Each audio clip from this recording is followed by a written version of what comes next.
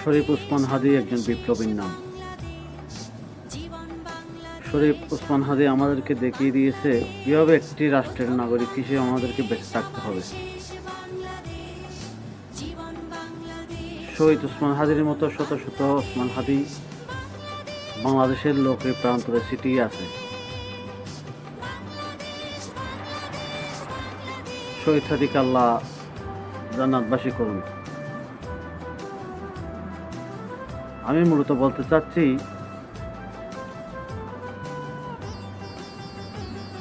2024-এর অভ্যুত্থান পরবর্তী সময়ে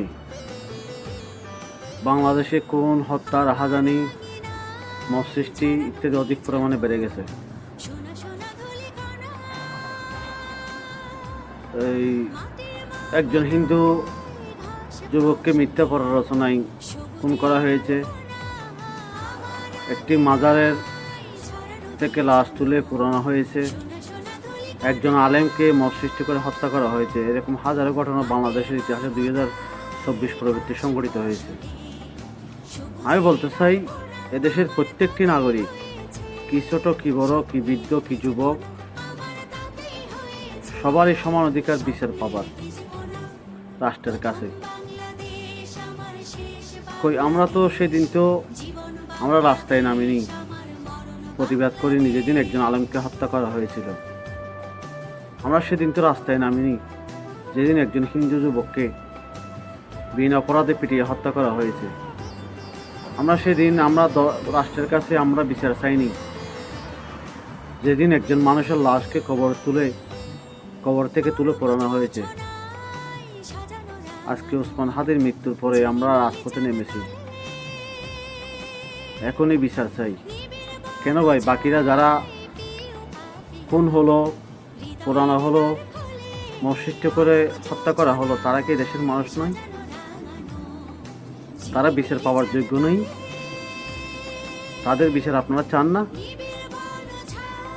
আপনারা যদি এত ন্যায়পরায়ণ হন, তাহলে সবার বিচার চাওয়া তো দরকার ছিল। সেটাই হতো ইনসাফ।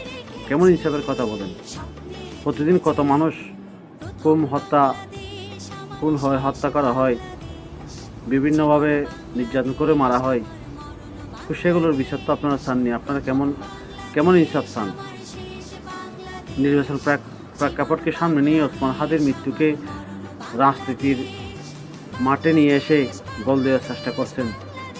এটা মূলত দেশের মানুষ বুঝে। এগুলো সব হলো নির্বাচনকে নস্যাৎ করার পরিকল্পনা। আসুন আমরা মানুষ হই, আমরা ইনসাফের কথা বলে ইনসাফ প্রতিষ্ঠা করার চেষ্টা করি। কিছুদিন আগে একজন নারী একটা কুকুরের ছানাকে হত্যা করেছিল, কুকুরের 10টি ছানাকে হত্যা করেছিল। সেদিন প্রতিবাদ হয়েছিল, কিন্তু মানুষ যেদিন একজন ইমামকে হত্যা করা হলো, একটা লাশকে পুড়িয়ে কবর থেকে তুলে পুরানো হলো, একজন যুবককে বিনা অপরাধে হত্যা করা হলো, এরকম আরও শত শত ঘটনা নিয়ে আপনারা তো মাঠে ছিলেন না, তখন আপনাদের ইনসাফ আসেনি। আমাদেরকে আরও ইনসাফ শিখতে হবে।